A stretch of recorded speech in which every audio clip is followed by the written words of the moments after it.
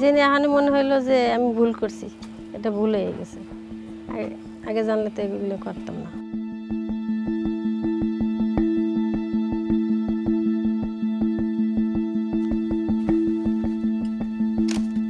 তারপরে মাটিতে এটা বাচ্চারা যখন খেলা করে হাতের মাধ্যমে বিভিন্নভাবে তারা মুখের মধ্যে চলে যায় এবং তাদের রক্তে দেখা যাচ্ছে বেশি সীসা আছে এবং যেটা আমি বললাম যে তাদের মস্তিষ্কে সমস্যা তৈরি হয়।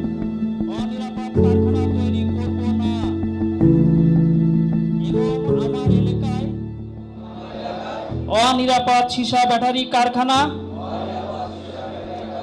গড়ে উঠলে তা সকলে মিলে প্রতিরোধ করব।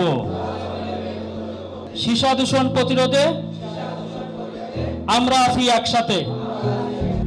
যাই না আসলাম, ওই যে কাগজ বই দিলেন, ওইটা শুনলাম যে এটা এই সমস্যা, সীসা কাজ করলে সব কিছু তো আপনারা বললেন, বলিয়ে শুনিয়ে এলাম। তারপর ওই কাগজও ঘরে রাখছি, এগুলো ঘরে আছে, ছেলেরাও বুঝতে পারছে।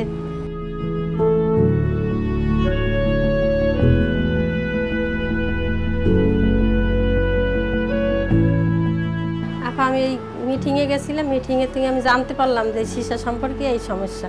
কাগজগুলো যত্ন করে রাখিছে, এই যে আপনি দেখেন যে সীসা মুক্ত জীবন ভালো করা, তারপরে যাতে ভালো হয় সেই জন্য আমি এই কাগজগুলো যত্ন করে রেখে দিচ্ছি।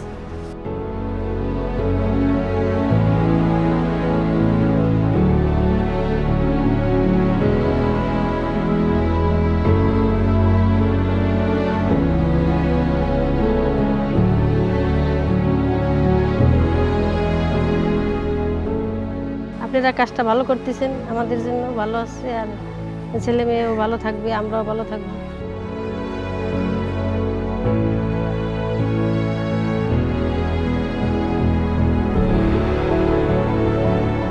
তাদের এখনই আমার নিষেধ করতে হবে, যেগুলো করা যাবে না, করলে ক্ষতি হবে।